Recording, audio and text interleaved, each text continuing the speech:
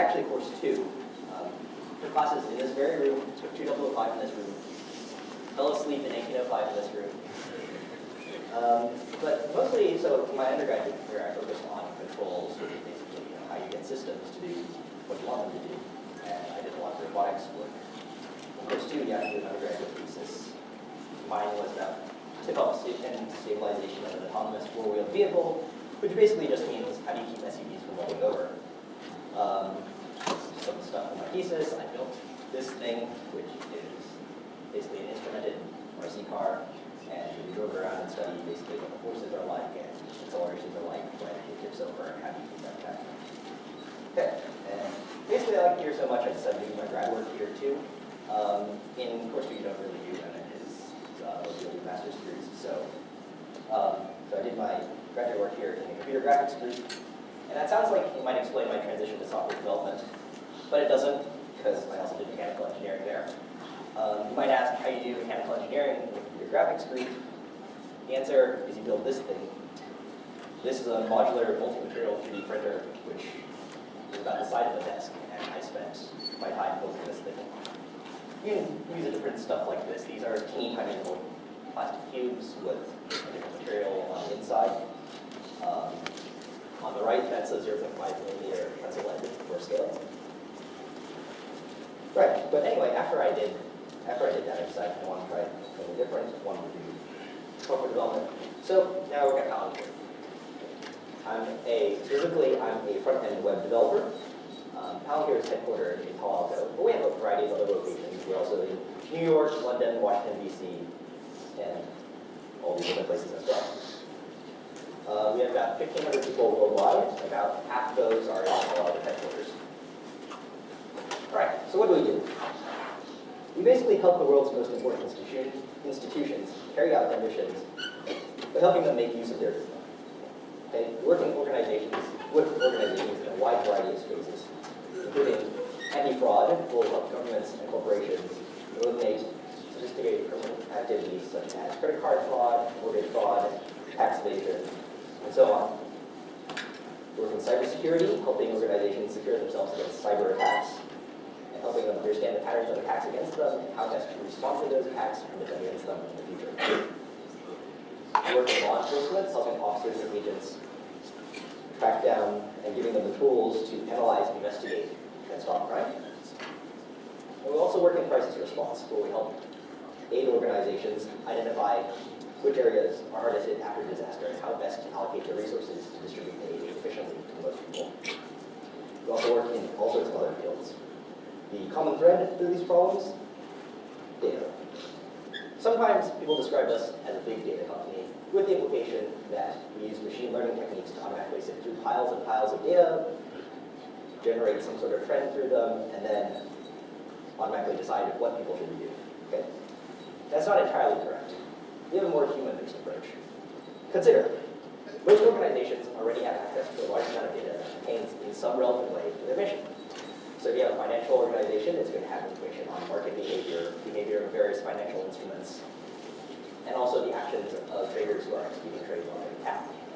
If you're a pharmaceutical company, you might have information on the progress of drug trials, shipments, and which chemical compounds are most effective. So you already have this information. And you have this data, and you want to use this data to figure out what actions you should take to carry out your mission and solve problems. Okay. These organizations also have analysts. These analysts are well trained in their particular problem space. And they know sort of which signals to watch for and what certain signs in their data mean and what course of action they should take on seeing those signs. Okay?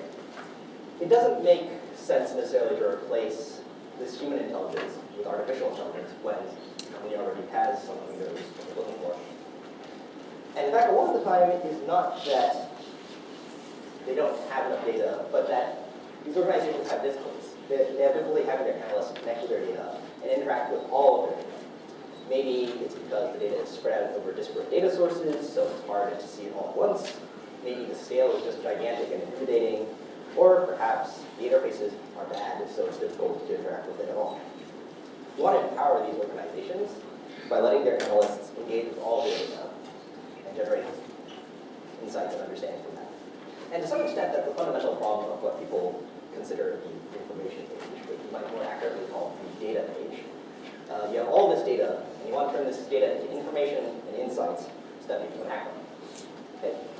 In 6148, you're doing this to some extent too. Here's the course site, which says your site must help users access a non-trivial amount of content, with the goal, presumably, that they get some understanding out of that, and then they do something with that understanding that they have. The other part of the answer to the question, how do we do this, is basically how do you go from data to insights? Okay, so there's three major steps here, which is one, you do data fusion, which is you pull in data from a wide variety of data sources and integrate it in the same form. So your data might be stored on databases, but they might not be in all the same location, or they might not use the same backend architecture, or sometimes it's not a database at all. We've shown up at places and some guy just has like gigantic flat text files that you have to parse. Okay. So you've got to put all the data in the same form so you can access it and even begin interacting with it at all. Next step is exploration and analysis, where analysts sift through the data, identify trends, highlight interesting features, maybe generate secondary data by combining data from multiple data sources with their understanding. Okay? And then after that is presentation, where essentially analysts, like after generating insights, create documents to share those insights with other analysts or executives who eventually make decisions on their behalf. So we don't necessarily, at Palantir, we don't necessarily build products that fit neatly into one specific bucket here. Sometimes you have products that cover the gaps a little, so you might have a data fusion product that lets you do some initial exploratory work so you can understand your data a little, or you might have a tool that lets you iterate between doing analysis and presentation. In the past, we might have written a lot of more traditional software applications to handle this, but now, these days, we're building a lot more web apps. That makes a lot of sense because it's a lot easier to deploy them to users so you get started analyzing their data sooner. A lot of times users are more familiar and comfortable with a web browser than a piece of software that they haven't seen before. And it also lets us deploy to a variety of operating systems and devices, including mobile devices. Specifically, since I'm a front-end web developer, I've done a lot more work in the presentation and this pipeline. And so I want to tell you a story about that. So, last January now, I was asked to figure out how we were going to do charts in our next web-based analysis and presentation product. Okay? We knew a couple of things about the features that we would need, right? First was that we'd have to support charts with complex layouts, maybe with a whole bunch of different axes or subplots or further details. And we also knew that for people to really engage with their data, we also want to make these charts interactive, so you could say, mouse over certain details to get parts of the chart to get more details about that particular piece of information, or maybe do selection and choose data points as interesting and generate additional charts from that. Okay. To some extent, these features had previously existed in a product we had built before, which was a web app that let you view documents that had been created in a non-web application that we had. But since this new product was going to involve authoring, meaning that users would be able to create documents from scratch, generate new charts, this meant that the users might, say, change the chart configuration or the data or the size of various things, which meant that the chart's layout of data could change dynamically, so we have to account for that. Finally, since we work with a variety of fields, essentially, we wanted to make sure that we could customize the visual appearance of the chart to suit a particular customer, since what might be appropriate in one place might not be appropriate somewhere else. And also, some customers might want specific visualizations that make sense in their field, but don't make sense elsewhere. All right, so what do we do in our last product? In our last product, we used D3 in our charts. What's D3? We go to their website, we load it up, and it says data-driven documents at the top. And then underneath, there's a whole bunch of snazzy examples that don't seem to relate to each other at all. But fundamentally, what it does is written right there at the top, data-driven documents. The goal is to let developers make websites and web apps that are powered by and where the content is driven by data. How does that work? So basically, D3 sets up a correspondence between data and DOM nodes. Okay. After which, you can do a whole bunch of things with this. You can, for example, set the content of your DOM nodes based on the data. Or maybe you can set properties of the DOM nodes based on data, including visual properties. This is really important, because fundamentally, what is a chart? A chart is something that lets you it's a graphical representation of your data, which basically means that visual properties in the chart are driven by and directly related to properties in your data. Here's a chart built with D3. It's a line chart that shows the temperature of various cities throughout the year. Boston is too cold to show up. But in this chart, for example, points on the line, the x position of the point relates to the time of year, the y position is the temperature, and the color of the line is the city. Here's some of the code that makes that chart. It clearly shows how some of the chart properties are driven by the date, temperature, and color, and the name of the data. This is good. It's very easy to see how you would relate, say, various properties to visual properties. What's not so good is this. Okay, D3 is really low level, so there's a whole bunch of pixel shift stuff being done to get everything positioned correctly, right? Not only is this code very verbose, it's also really prone to causing bugs. In our previous product, we spent a whole bunch of time chasing down strange bugs like the axis is 2 pixels too small in Internet Explorer, but works fine on all the other browsers.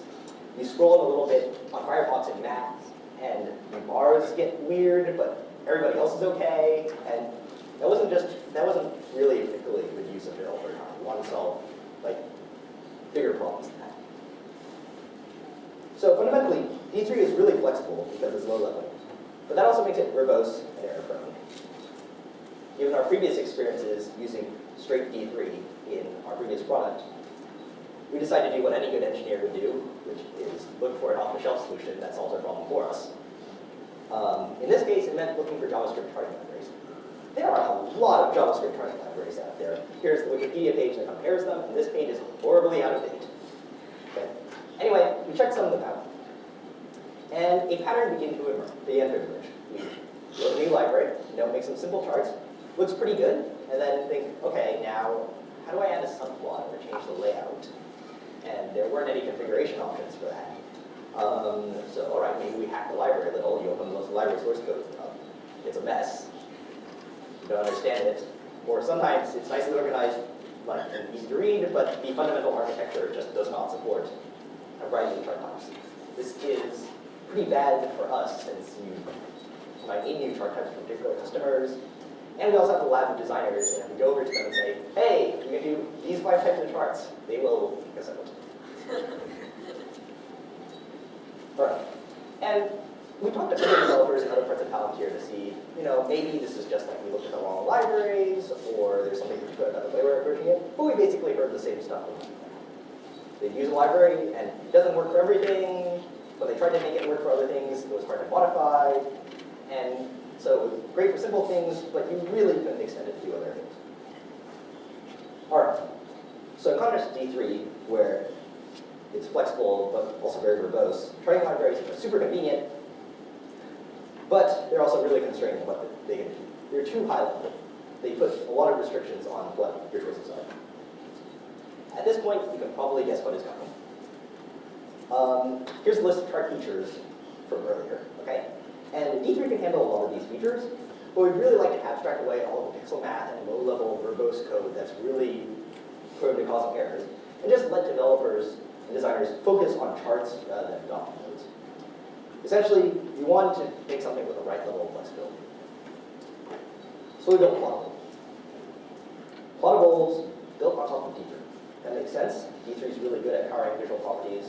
And if we want to make something with that sort of flexibility, but somewhat more constrained, we want to start with that. We also built it using TypeScript. TypeScript is a language that was developed by Microsoft. It adds static typing classes and a whole bunch of other nice features to JavaScript, so you can detect bugs before you send the code out and not after. We also built some tools around this, so it's a lot easier to refactor your code and just build things, build software in general. And finally, we're doing our development on GitHub. We decided from the get-go that we would make Plottable open source because we wanted to let other people in the web community benefit from the work we did on it. And we also wanted to get feedback and contributions from people in that community. All right. So Plottable has a few key features. The major insight we had was most libraries consider charts a single monolithic construct. You're going to make a chart, and you're going to set properties on the chart. Like the x-axis of this chart does this, and the y-axis does this, and the visual area looks like this. Okay? we took a different approach. We thought about charts as the sum of their components, basically pieces that work together and you assemble them into a chart. Okay? So these are components, which basically represent just one specific piece of the chart's functionality. Maybe it draws bars, or maybe it displays a legend. Components have a fixed contract, so developers can develop against this contract. So if you want a new visualization, you make a component that does what you want, and then it plugs right in Plottable and interacts with the other existing components, so you don't have to rewrite legends or axes or other deals. Okay. These components work together using a layout engine. Basically, it's an abstraction that lets you specify how the topology of the chart rather than specific pixel positions. So you would say, I want an axis on the right side of the main visual area, not I want the axis 400 pixels over. The last piece is CSS-based styling. CSS is already a really powerful tool that a lot of people use to style their websites. And so we decided to leverage that to control the style and visual appearance of Plottable charts as well, because that meant that they wouldn't have to learn a new API. They could just use an existing tool they were already familiar with. All right, so let's look at Plottable in action. Let's say you want to make a website about majors at MIT. Okay, so you go to the registrar and you take this data from them, and it shows basically a course number and then how many people are each year in that course for that course number. And then maybe you designed a chart in a notebook. You want the chart to look like this. So to start with Plottable, to make a chart, it makes scales. What's a scale? A scale is a function in a mathematical sense. Basically, it takes data values or values in data space and turns them into visual values or values in visual space. For example, if you have a linear scale, you can turn numbers of your data, that say the number of students, and turn that into a pixel position, a Y value on the screen. If you have an ordinal scale, you can take strings and convert that to a pixel position. If you have a color scale, you can use that to turn strings into colors. Okay, so we use a linear scale for Y because we want to show the number of students, which is a number, as pixels. And for X, we use an ordinal scale to turn the course names, which are strings, into a pixel position, which is the horizontal position of the bar. The course number isn't actually a number because of stuff like 21M, CMS, and 6.2. All right, so after we make the scales, we want to make some axes. And an axis is basically a visual representation of the scale. It might look like this.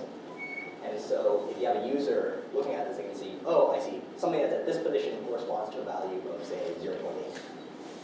Okay, so y-axis is numbers, so the y values are numbers, so we make a numeric y-axis, and the x values are strings, so we use the category axis.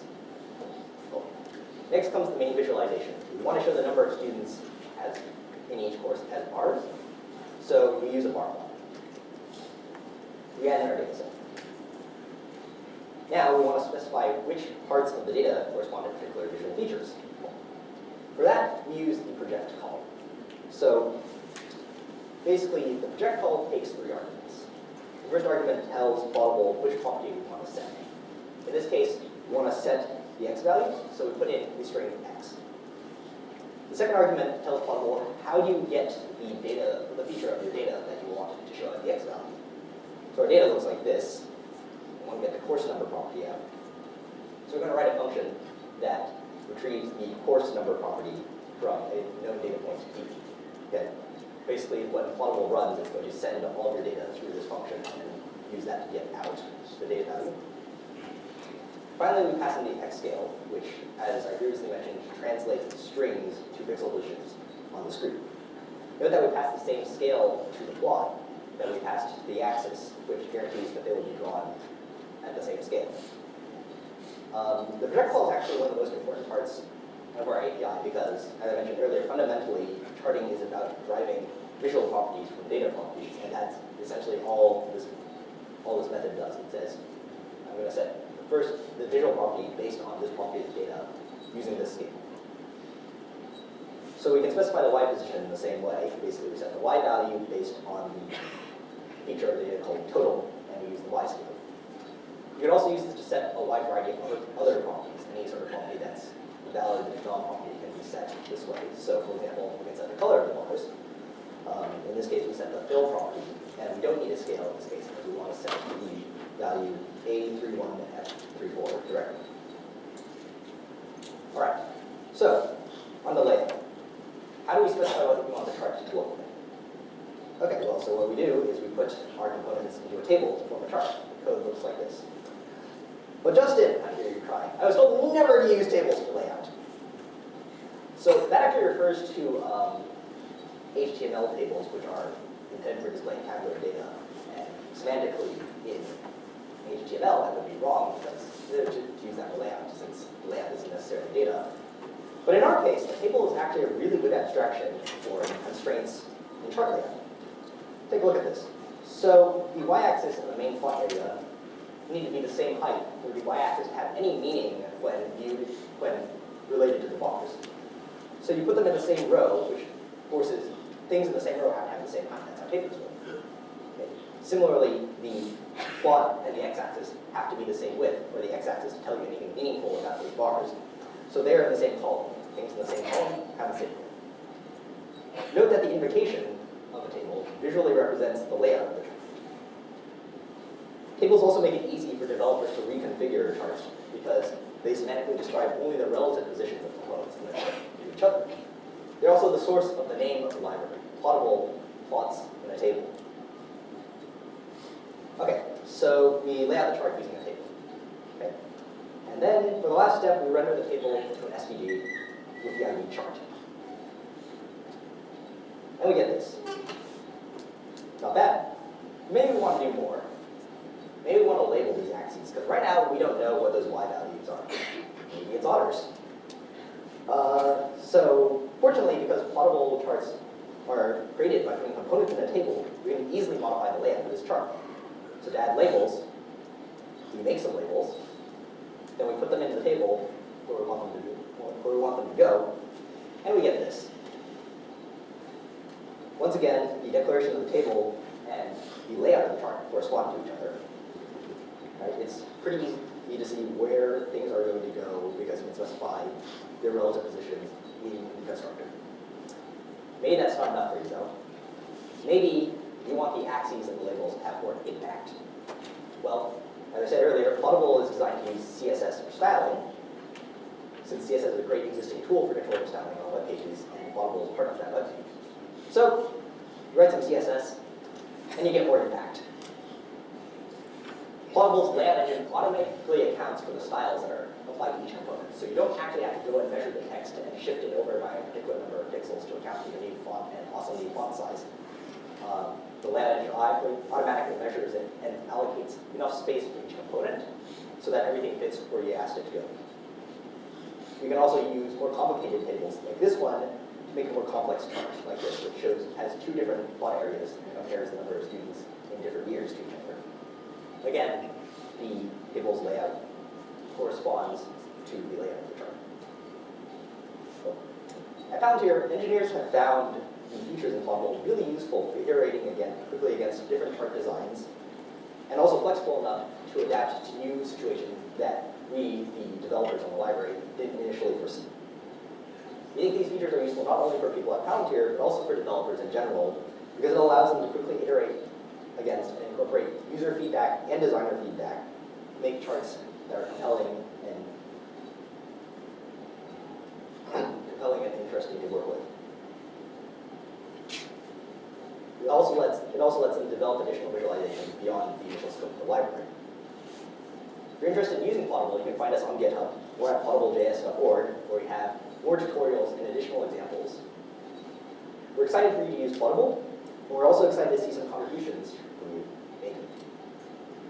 If you really want to do more than that, and the kinds of problems we solve at Palantir sounds interesting to you, come join us. We're looking for developers, forward deployed engineers, quality engineers, all sorts of other roles in Palo Alto, New York, and some other locations as well. Thanks for your attention. I'll be answering questions now.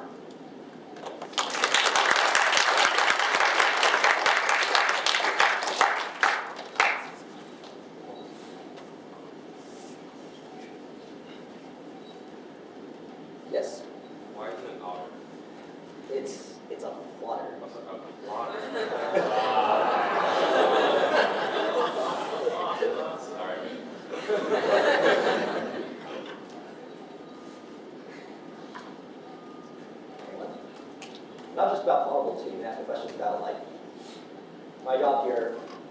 Palantir. Let's like to work at Palantir, MIT. Yes. How was it transitioning from a course 2 major to a software development job? Strangely easy, actually. Fundamentally, engineering, like the engineering is the same even across various fields. You have a set of constrained resources, a problem you want to solve, apply those problems to that resource. Right. Also, of course, you do some amount of programming now to crunch data from experiments, or when you're doing robotics, it just happens naturally.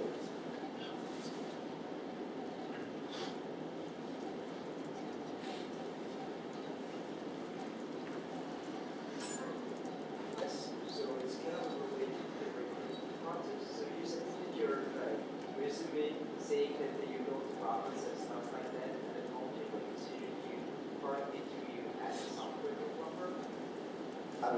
I didn't quite. So in order to apply for the volunteer, you have to submit your resume, right? How does your resume process work? The question is, how did you apply to Palantir as a computer engineer? Yeah, I just reached out to some of the recruiters and said, hey, I'm kind of an engineer. I'm interested in working on the sorts of problems you work on, and your work sounds really cool. And they looked it over and said, all right, sure. They obviously said they'll be able to talk to me and make sure that I was what I said I was. If you're interested in working through some code for Plottable, we're going to be available at office hours tonight.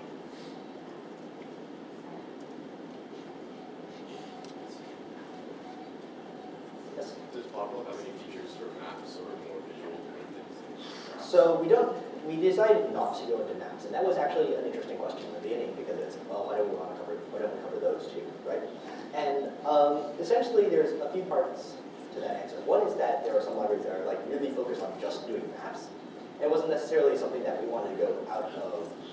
Like we didn't want to also have that as a distraction on top of being able to lay out charts quickly and iterate against the design. Right. And so by narrowing our scope to a specific problem we want to solve, it became easier to attack that problem. So we didn't have to deal with like loading JSON files or like pulling in tiles from all sorts of sources. Right. Maybe that's a reasonable extension later on, since to some extent maps resemble XY charts.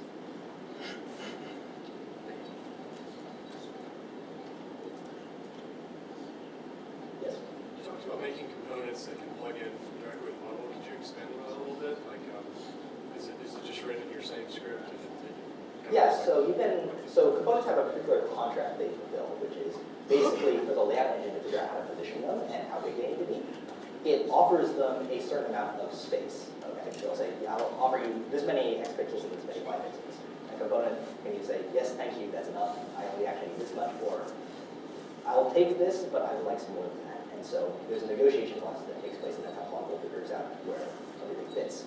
And so basically, so long as you maintain that contract, you can build any component that will plug into the layout engine correctly. In general, most components are based to some extent on an existing chart type, or existing component type, excuse me.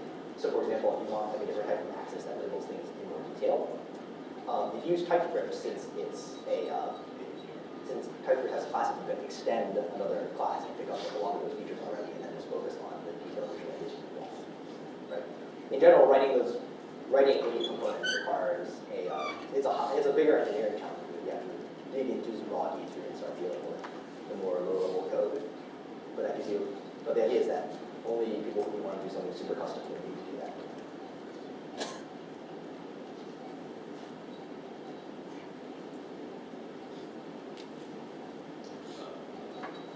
Yes. Can you deal with layouts that are like tabular? So for example, like what about radial layouts? So circular layouts? Got it. So that's kind of I don't think I've had anyone ask us about circular layouts before, except for maybe like a pie chart, I guess.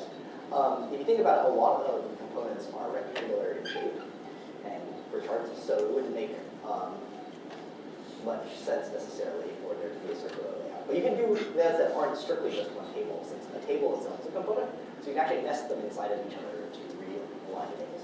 It's useful, for example, if you want to make a chart with a whole bunch of subcharts inside that are being compared against each other.